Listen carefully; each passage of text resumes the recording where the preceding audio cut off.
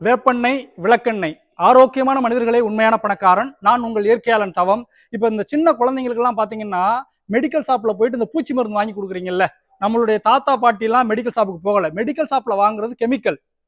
அது வாங்க வேண்டாம். நம்மளுடைய தாத்தா பாட்டி என்ன பண்ணாங்க இந்த குழந்தைகளுக்கெல்லாம் அப்படின்னா, வேப்பெண்ணெய், விளக்கெண்ணெயை வச்சே வந்து பார்த்தீங்கன்னா, வயித்துல இருக்கக்கூடிய பூச்சியெல்லாம் வெளியில கொண்டு வந்தாங்க.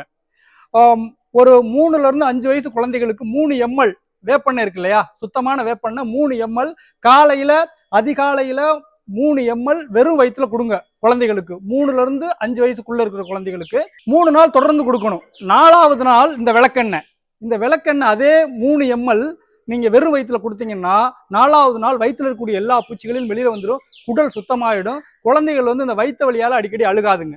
சரி, 5 வயசுக்கு மேல என்ன பண்ணணும் அப்படின்னா, 5 வயசுக்கு மேலேயும் இதே முறைதான். 5 எம்எல் கொடுங்க. 10 வயசுக்கு மேல அப்படின்னா 10 எம்எல் கொடுங்க. இப்படி செஞ்சீங்கன்னா